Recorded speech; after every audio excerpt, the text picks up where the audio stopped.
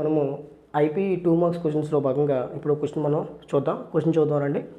When the right angle vectors of magnitude 7 units and 24 units combined, what is the magnitude of their resultant?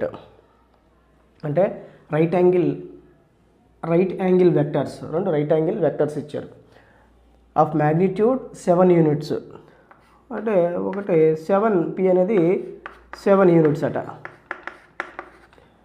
And 24 units q అనుకుందాం దాన్ని 24 units vectors అన్నారు కాబట్టి both magnitude and direction.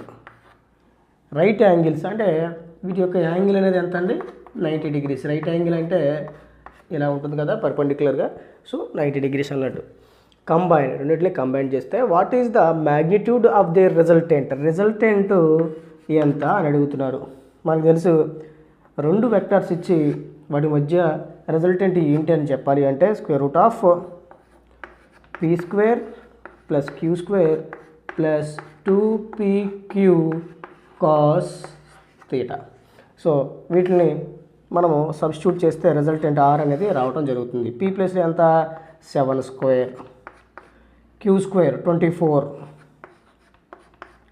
2 into p 7 into q 24 into cos 90. So మనకు తెలుసు cos 90 value 0, cos 90 value మనకు 0. So substitute చేద్దాం. 7² అంటే 7² + 24 cos 90 0 కాబట్టి ఈ టర్మ్ మొత్తం 0 అయిపోతుంది.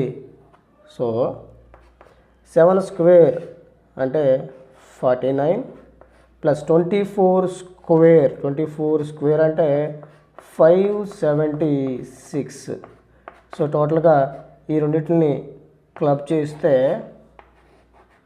625 యొక్క రూట్ అనేది 25 units. 25 units.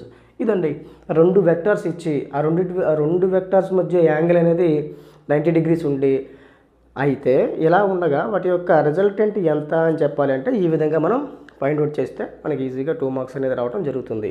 Thank you.